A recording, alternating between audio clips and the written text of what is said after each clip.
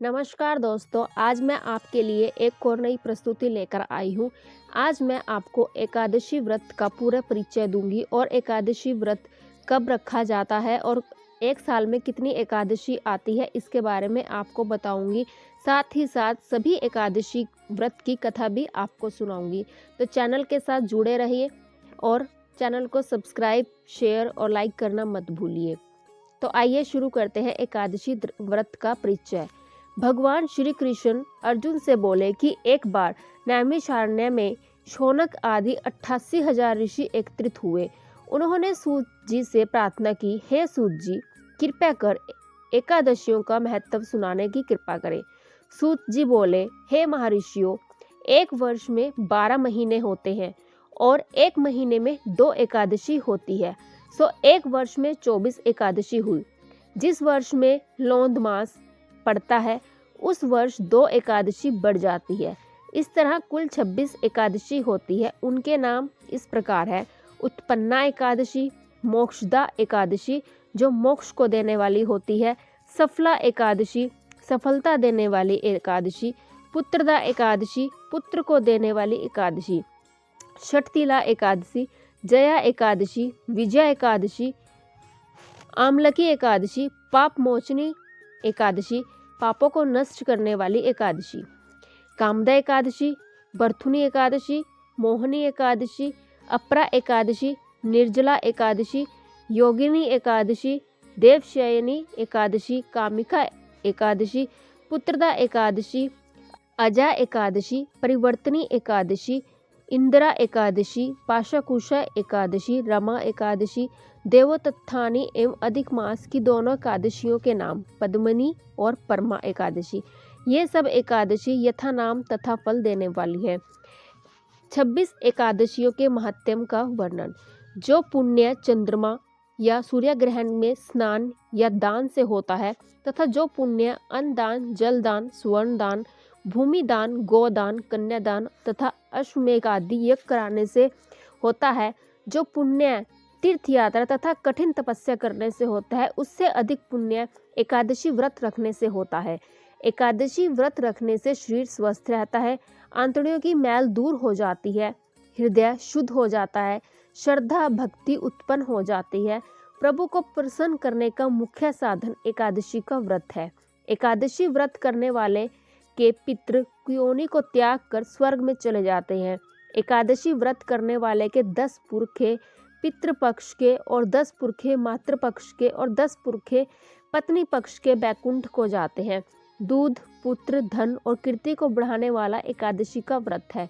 एकादशी का जन्म भगवान के शरीर से हुआ है। यह प्रभु के समान पतित पावनी है, अतः आपको लाखों प्रणाम है। एकादशी व्रत की विधि। व्रतधारी को दशमी के दिन मांस और प्याज तथा मसूर की दाल इत्यादि निषेध वस्तुओं का त्याग करना चाहिए। रात्रि को ब्रह्मचार्य रखें। रात्रि में रमण नहीं करना चाहिए। प्रातः एकादशी को लकड़ी का दातुन न करें। नींबू, जामुन या आम के पत्ते लेकर चबा लें और उंगली से कंठ शुद्ध कर लें। वृक्ष से पत्ता तोड़ना भी वर्जित है, अतः स्वयं गिरा हुआ पत्ता लेकर सेवन करें। फिर स्नान कर मंदिर में जाना चाहिए, गीता का पाठ करना चाहिए या फिर सुनना चाहिए। प्रभु के सामने यह प्रण करना चाहिए कि आज मैं चोर, पाखंडी और दुराचारी मनुष्य से बात नहीं करूंगा और न किसी के दिल को दुखाऊंगा। गौ ब्राह्मण को फलाहार देकर प्रसन्न करूंगा। रात्रि को जागरण कर कीर्तन करूंगा। ओम नमो भगवते वासुदेवाय द्वारा 12 अक्षर के मंत्र का जाप करूंगा। राम, कृष्ण, नारायण इत्यादि विष्णु सहस्त्र नाम को कंठ का भूषण बनाऊंगा। ऐसी प्रतिज्ञा करके मंदिर में प्रार्थना करें कि मेरी लाज आपके हाथ में है, अतः मेरे प्रण को पूरा करना। यदि अचानक भूलकर किसी निंदक से बात कर बैठे तो उसका पाप दूर करने को सूर्य नारायण के दर्शन तथा धूप दीप से भगवान की पूजा कर क्षमा मांग लेनी चाहिए। एकादशी के दिन झाड़ू नहीं देनी चाहिए क्योंकि इससे चींटी आदि जीव मर जाते हैं। बाल नहीं कटवाने चाहिए, अधिक नहीं बोलना चाहिए, अन्न का दान देना चाहिए, अन्न दान लेना भी वर्जित है। झूठ कपादि को कम न करना चाहिए और दशमी के साथ मिली हुई एकादशी वृद्ध मानी जाती है। शिव उपासक तो इसको मान लेते हैं।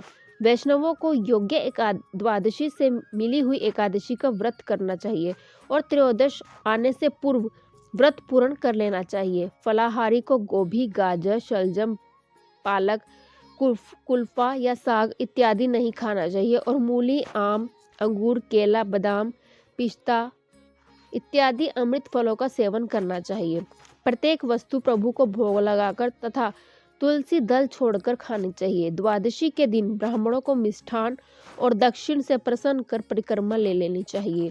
किसी संबंधी की मृत्यु हो जाए तो उस दिन एकादशी का व्रत रखकर उसका फल उसे संकल्प कर देना चाहिए और गंगा जी में पुष्प अस्थि प्रवाह करने पर भी एकादशी व्रत रखकर फल प्राणी के निमित्त दे देना चाहिए। प्राणी मात्र को अंतर्यामी का अवतार समझकर किसी से छल कपट न करना, मधुर भाषण करना, कोई अपमान करे तो उसे आशीर्वाद देना, क्रोध नहीं करना।